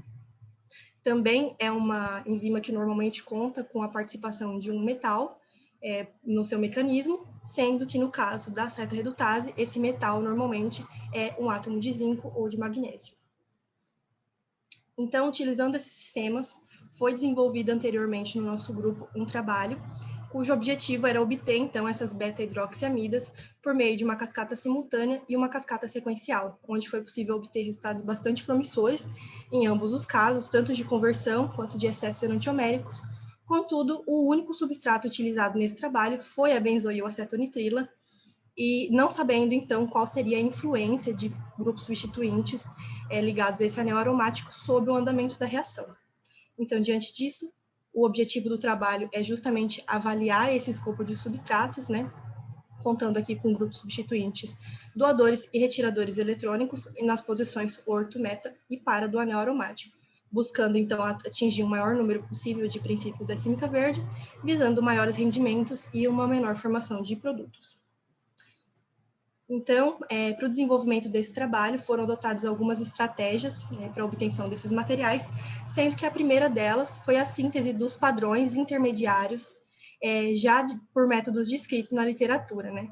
Esses padrões foram obtidos, caracterizados para posterior comparação com os resultados dos produtos obtidos através das sínteses enzimáticas, né? Então, posteriormente, o desenvolvimento de métodos cromatográficos para identificação deles, seguido das sínteses enzimáticas desses mesmos intermediários através da nitrilhidratase e da cetohidratase, e, por fim, seria analisada, então, a cascata sequencial e simultânea, utilizando essas enzimas para esses substratos. Então, falando um pouquinho já dos resultados obtidos até o momento, primeiramente foi sintetizado o intermediário beta-cetoamida pela via química, né, que foi sintetizada aqui em diclorometano com ácido sulfúrico a temperatura ambiente por 6 horas. Essa reação foi monitorada por cromatografia gasosa em coluna Hestec RTX5, obtendo, então, o perfil cromatográfico desse produto. Todos os produtos substratos foram submetidos a essa mesma reação, sob as mesmas condições, analisados por cromatografia gasosa e também cromatografia gasosa acoplada à espectrometria de massas, para identificar a formação dos produtos esperados e, posteriormente, comparar com o produto da via química. De posse, então, desses perfis cromatográficos, foi realizada a síntese do mesmo produto, utilizando agora a nitrilhidratase 0257, em tampão fosfato de sódio, a pH 7, em 25 graus Celsius, durante 24 horas. A reação também foi monitorada por cromatografia gasosa, e nesse exemplo que eu trago aqui é possível observar, então, o consumo do material de partida e a formação de um produto que, em comparação com o perfil cromatográfico obtido para esse produto através da via química, é possível constatar, então, que a enzima foi capaz de catalisar a reação para a formação do produto esperado. Da mesma forma, todos os substratos foram submetidos a essa reação, obtendo, então, resultados de conversões bastante elevadas para a maioria deles, acima de 99%, exceto para esses produtos 2A e 2B aqui, com 82% e 67% de conversão. Analisando, então, a estrutura deles, o que pode-se notar que eles têm em comum é a presença de um grupo substituinte em posição orto, o que pode sugerir que impedimento estérico pode ser responsável pela diminuição da atividade enzimática frente a esses substratos. Contudo, se analisarmos aqui o produto 2C, vamos perceber que existe também um grupo substituinte em posição orto aqui, mas com uma conversão acima de 99%. Então, a proposta que temos para explicar esse resultado é que, possivelmente, esse átomo de oxigênio aqui da metoxila, do grupo substituinte, pode estar realizando ligações de hidrogênio com as cadeias laterais dos resíduos de aminoácidos do sítio ativo da enzima, o que estabilizaria o complexo enzima-substrato durante o mecanismo da enzima, favorecendo, então, a sua conversão. Partindo disso, o segundo intermediário foi sintetizado, que são as beta-hidroxinitrilas, primeiramente pela via química. Foi feita uma redução com boro-hidreto de sódio em metanol, indo de 0 graus Celsius à temperatura ambiente durante 45 minutos. A reação também foi monitorada por cromatografia gasosa em coluna Hestec RTX5, e a partir do cromatograma obtido aqui foi possível observar, então, o consumo do material de partida e a formação do respectivo produto racêmico. Da mesma forma, todos os substratos foram submetidos a essa reação, analisados também por cromatografia gasosa acoplada à espectrometria de massas, constatando, então, a formação do padrão intermediário, né, para a comparação desse mesmo produto pela via química. Tratando-se, então, de um produto racêmico, Esse produto também foi analisado em cromatografia gasosa, mas dessa vez com uma coluna quiral hidrodex, a fim de separar os dois enantiômeros produzidos por essa reação, para posteriormente, em comparação com o produto da via enzimática, analisar então a estereoseletividade dessa enzima. Partindo disso, então, foi sintetizada o mesmo produto, só que dessa vez utilizando a enzima cetorredutase, em tampão fosfato de sódio, pH 7, 25 graus Celsius, com tempo padronizado em 24 horas, analisado por cromatografia gasosa em coluna Restec RTX5, e foi possível observar aqui o aparecimento de um sinal na cromatografia, que, em comparação com o produto da via química, notou-se, então, que essa enzima, para esse substrato especificamente, não foi capaz de catalisar a reação, visto que esse sinal corresponde, então, ao sinal do material de partida e não do produto. Todos os substratos foram submetidos a essa reação também, e a partir dos dados obtidos foi possível notar, então, um padrão de comportamento da atividade enzimática frente a esses substratos, onde, em todos os substratos, contendo um grupo substituinte em posição para, foram obtidas conversões acima de 99%, uma baixa conversão de 5% e 8% foi obtida para os produtos com grupos substituintes em posição meta, e nenhuma conversão foi observada aqui para todos os substratos contendo substituinte em posição orto. Então, diante disso, é possível sugerir, então, que o efeito estérico possa ser bastante pronunciado nessa reação, né? Sugerindo, então, que grupos mais próximos à região de conversão aqui podem dificultar a atividade dessa enzima, seja por impedimento estérico com os resíduos de aminoácidos presentes no sítio ativo, ou mesmo a aproximação do cofator do qual essa reação depende, que é uma molécula bastante volumosa. Então, comparando agora para analisar a estereoseletividade da enzima, esse produto, aliás, foi submetido à cromatografia gasosa em coluna hidrodex, coluna quiral, né? Avaliando aqui, então, que a enzima produziu somente um dos enantiômeros, né? Então, comprovando que essa enzima possui uma estereoseletividade bastante alta. E como conclusão parcial e perspectivas do trabalho, podemos notar resultados bastante promissores para a obtenção desses produtos em casos dos substratos menos estericamente impedidos, e observamos uma elevada estereoseletividade da enzima, o que pode ser uma aplicação bastante interessante, por exemplo, para a indústria farmacêutica, que contém como aspecto bastante importante na sua síntese produtos enantiomericamente puros, né? Nesse momento, a síntese e caracterização das beta-hidroxiamidas, que são os produtos finais desse trabalho, né, tanto por via química como por via enzimática, encontram-se em andamento. Será feita, então, a avaliação dos sistemas em cascata e, por fim, a determinação da configuração absoluta desse produto quiral gerado pelas reações enzimáticas. Então, eu gostaria de agradecer, primeiramente, a comissão organizadora do evento pela oportunidade de estar aqui compartilhando o meu trabalho. Gostaria de agradecer ao Unesp, ao Instituto de Química, pela estrutura de desenvolvimento do meu projeto, a CAPES, pela minha bolsa de mestrado e manutenção do portal de periódicos, a FAPESP, CNPq, o INCT Bionat e o Cersusquem pelo apoio financeiro ao meu grupo de pesquisa, e ao meu grupo de pesquisa, em especial a minha orientadora, a professora Cíntia Milagre, por todo o ensinamento, aos meus colegas de grupo, e a vocês todos por estarem aqui prestigiando o meu trabalho. Obrigada. Muito obrigado pela sua apresentação, Shirley. Iniciaremos agora a sessão de arguição. Ela será realizada pelos avaliadores Roneide Almeida e Silmara Furtado. Após a arguição e os comentários dos avaliadores, fiquem à vontade para escrever as suas dúvidas no chat ou abrir o microfone. Bom dia, Shirley, tudo bem? Bom dia. Aqui é a Silmara, e eu gostaria de parabenizar a sua apresentação, a qualidade da sua apresentação e a proposta do seu trabalho. Achei muito interessante, inovador, e que pelo menos no meio acadêmico tem sido pouco abordado na área bio. Então, as perguntas que eu vou fazer a você são relacionadas a algumas dúvidas que eu tive quando li o seu resumo, vi a apresentação do seu trabalho, ok? Então, vamos começar. Primeiro, Shirley, eu gostaria de saber quais as limitações que você encontrou para executar o seu trabalho experimental. Primeiramente, as reações são analisadas em uma escala muito pequena, porque ainda existe o problema de que essas enzimas são bastante caras e tudo e tal. No final das contas, o processo acaba compensando, né? O objetivo final, então, é reduzir, além da produção de resíduos, também os custos envolvidos, né? Mas a gente trabalha em escalas pequenas e para a síntese dos padrões intermediários, ainda se você, não sei se vocês chegaram a prestar muita atenção nisso, mas as sínteses não são muito verdes, né? A gente chegou a testar algumas metodologias mais verdes para tentar sintetizar esses produtos por via química, mas sem muito sucesso para alguma delas.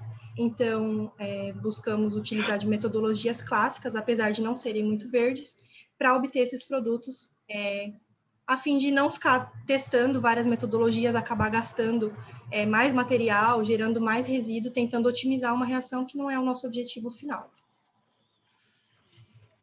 Sim. Então, aproveitando esse gancho do esverdeamento, eu queria saber quais foram as modificações realizadas na rota convencional de obtenção do seu bloco construtor, a fenilacetamida.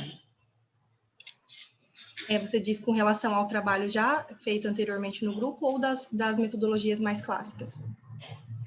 Pode ser os dois. Pode ser os dois. Tá, então, nas metodologias clássicas, né, que eu havia citado, é que elas contam normalmente com a utilização, por exemplo, da via química ali com ácido sulfúrico, com solventes que não são muito verdes, né? Então, através da utilização das enzimas, além delas atuarem em temperatura ambiente, em condições brandas em termos de pH, soluções aquosas, elas também são biodegradáveis, não são tóxicas, então é um material bastante tranquilo de ser trabalhado, que pode ser bastante vantajoso no final, também minimizando a necessidade de fazer purificação. Então, com as vias químicas, por exemplo, eu tive que fazer purificação desses materiais para poder caracterizar, o que não foi necessário com as vias enzimáticas, já que só o produto final é obtido pela seletividade da enzima, né? Produzindo, então, um produto já puro, sem a necessidade de purificação. Por que foi utilizada a benzoil-acetonitrilo como substrato? E eu também queria saber se futuramente você pretende ampliar o escopo de substratos nas metodologias das reações em cascata multienzimática. Bom, a benzoil-acetonitrilo ela foi escolhida no trabalho anterior ao meu, na verdade, né?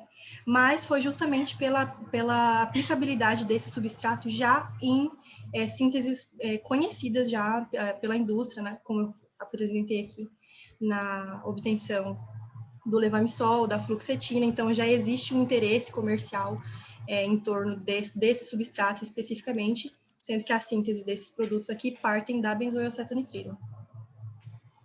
E, posteriormente, bom, eu estou em fase aí de, se a pandemia permitir, em breve terminar o meu mestrado, né? Então, num trabalho de doutorado, possivelmente trabalhar nessa mesma linha de pesquisa, que eu acho que é bastante importante. Gostei bastante de trabalhar com as enzimas, com as reações em cascata, especialmente, acho que pode ser uma ferramenta bastante legal, assim, para a produção de diversos compostos com uma metodologia mais verde. Shirley, vocês trabalharam com 2 tipos de reação em cascata, simultânea e sequencial. Sim. Pelo que eu vi na literatura, a simultânea é considerada mais elegante, mas é necessário fazer otimizações de alguns parâmetros utilizados na produção da beta-hidroxiamida, que ela seja formada exclusivamente, né? Sim. Na reação.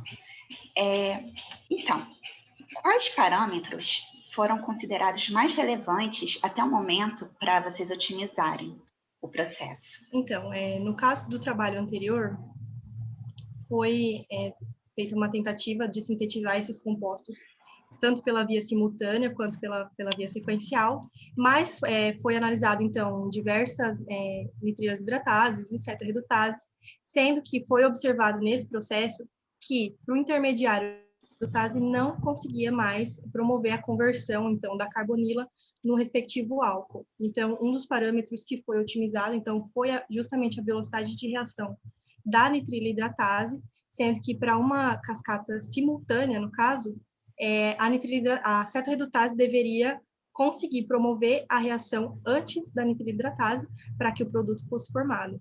Então, aqui foi utilizado uma nitrilhidratase com uma velocidade de reação mais baixa, e aqui uma nitrilhidratase com uma velocidade de reação já mais alta, né, buscando diminuir, então, o tempo da reação, no caso aqui foi só de 2 horas, já que ela seria adicionada somente após ao fim da primeira etapa de transformação.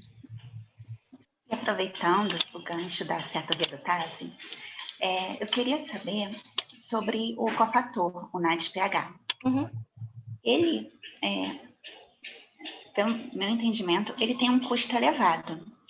Sim. E eu gostaria de saber como foi a regeneração, a reciclagem desse fator nas etapas reacionais de vocês. Na literatura, são reportados vários processos em que eles utilizam uma segunda enzima para a regeneração desse cofator, mas no caso já de trabalhos anteriores do nosso grupo, foi constatado então que era bastante viável a utilização do álcool isopropílico como doador do hidreto aqui para a regeneração do cofator, então tornando esse processo bastante barato, né, já que o álcool isopropílico é bastante barato e não causou nenhuma modificação em termos de rendimento dessa reação. Obrigada, Shirley.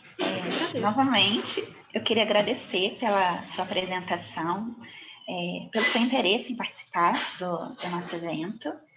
E eu encerro a minha parte da avaliação agora e eu passo para o Rony. Obrigada. Bom, Shirley, eu queria te parabenizar, né, pela sua apresentação. Acho que não tem como não falar do aspecto visual dos teus slides. O cuidado que você teve no preparo dessa apresentação, a sua fala também. Você, como aluna de mestrado, né, como você falou, muito segura, te achei muito segura, sabendo o que você está apresentando. Então, acho que você aí tem um caminho de muito sucesso, né, seguindo aí nessa área de síntese orgânica. Quero agradecer também, né, o convite da organização especial da Silmara por participar dessa avaliação. De antemão, eu te falo que a minha área não é síntese orgânica, então os meus comentários eles não são tão específicos quanto os comentários que a Silmara fez, então acho isso até bom, porque ela já foi lá na parte mais técnica, né? Eu tenho só algumas dúvidas, assim, coisa pouca, que eu acho que você poderá me esclarecer. A primeira questão, eu queria saber se essas enzimas, né, provavelmente o laboratório compra os preparos enzimáticos, né, para aplicação do processo, mas eu queria saber se o grupo de vocês faz a extração das enzimas, né, faz a obtenção dessas enzimas, e quais são as principais matérias-primas utilizadas, né, elas provavelmente vêm de resíduos, né, essas enzimas, quais são as mais utilizadas, mais empregadas para a obtenção? Então, no caso do meu trabalho, são utilizadas especificamente enzimas isoladas, que a gente já compra elas suspendidas, né, vem em solução, mas o grupo faz sim a utilização de micro-organismo para promover reação, inclusive vai ter uma apresentação do nosso grupo de pesquisa na parte da tarde, que é mais voltada para isso, né, tem uma aluna que trabalha com evolução dirigida de enzimas, então ela promove alterações nos micro-organismos, buscando a melhoria dessas enzimas que são produzidas para diferentes aplicações. Então, no grupo, no meu caso, são trabalhadas nitrilhidatases, cetoredutases, mas tem gente também que trabalha com... nossa, me fugiu o nome agora. Que ela faz transformação, na verdade, de ácido carboxílico. Me fugiu o nome agora, desculpa. Mas também, tanto na forma isolada quanto na forma de micro-organismo, sim. Tem transaminases também, então tem uma variedade aí bastante legal de enzimas sendo trabalhada no laboratório. Entendi. Uma outra questão também que eu fiquei pensando, depois que eu li seu resumo, é que é um trabalho de mestrado, né, e você provavelmente vai gerar aí dados para a publicação, né, desse trabalho. Sim. Eu queria saber de você, em relação à literatura, né, se já existem trabalhos, né, com a aplicação dessas mesmas enzimas para a obtenção desses mesmos produtos que você descreveu, ou é uma avaliação inédita mesmo essa aplicação que você propõe? Então, quanto a esses sistemas, existem na literatura já realizadas reações em cascata, mas não com os mesmos catalisadores, né? Então, normalmente o que se vê é a utilização da cetorredutase e para fazer a transformação da nitrila, a utilização, na verdade, de um catalisador químico, normalmente um catalisador em forma de complexo, que acabam têm bons resultados, mas acabam tendo aí como problema o custo de catalisadores metálicos, que costumam ser um pouco elevados, né? A compatibilidade entre esses catalisadores, utilização de auxiliares que nem sem, ou condições reacionais, como temperaturas um pouco mais elevadas, que no caso de enzimas que não são tão estáveis termicamente pode ser um problema também. Então, a utilização mais especificamente dessas duas enzimas em conjunto nesse tipo de sistema para a obtenção desse produto, até o momento eu não encontrei reportado na literatura. Legal, então acaba sendo aí um aspecto inédito, né, do seu estudo. E uma outra questão também que me veio é em relação ao custo, né, que você até descreveu aí numa das respostas para a Silmara, que a biocatálise ela vai ter um custo maior do que a catálise via química, né? E aí eu queria saber se você tem algum dado dessa estimativa de custos para falar para a gente, se existe aí uma informação em relação a isso, qual é a diferença, né? Ordem de grandeza aí de custo da biocatálise e da catálise via química. Nossa, mais especificamente em números, assim, eu realmente não tenho esse dado para te apresentar no momento, mas a estimativa que se faz é que, apesar do custo das enzimas ser um pouco elevado, né, os catalisadores químicos que às vezes são utilizados também, por vezes acabam sendo caros, né? Então, nesse aspecto, eles estão um pouco equiparados aí. E, no final, reduz a formação dos subprodutos, as condições reacionais são mais brandas, né? Então, de maneira geral, tanto no processo em si, quanto no tratamento desses resíduos, já vai ser feita uma redução de custo, mesmo que a enzima acabe sendo um pouquinho mais cara do que o catalisador químico, olhando de maneira geral para o processo como um todo, seria mais viável do ponto de vista tanto ambiental quanto econômico. Entendi. Então, há um equilíbrio, né, se você for comparar a catálise química com a biocatálise em relação a processo, questões operacionais, né, como se for na via química, eu tenho condições mais drásticas de temperatura, pressão, isso talvez compense a biocatálise, né, se eu for fazer uma comparação de custos.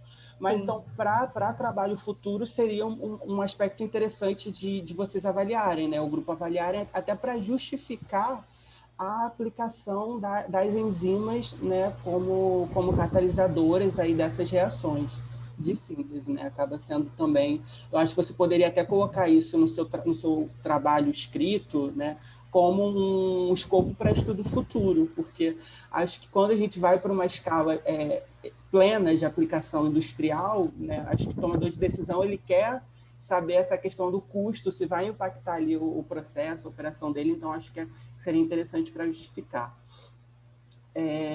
Bom, Shirley, essas foram as minhas perguntas. Eu, mais uma vez, te parabenizo pela tua excelente apresentação e te desejo muito sucesso aí no teu mestrado, que você continue na academia, fazendo seu doutorado, porque eu acho que você tem muito a contribuir ainda, tá? Então, parabéns. Obrigada. Obrigada. Nesse momento, encerramos a sessão de perguntas. Gostaríamos de agradecer a participação dos avaliadores Roneide Almeida e Silmara Furtado, e de todos os inscritos. Gostaríamos de agradecer a todos que participaram das atividades do simpósio no turno da manhã.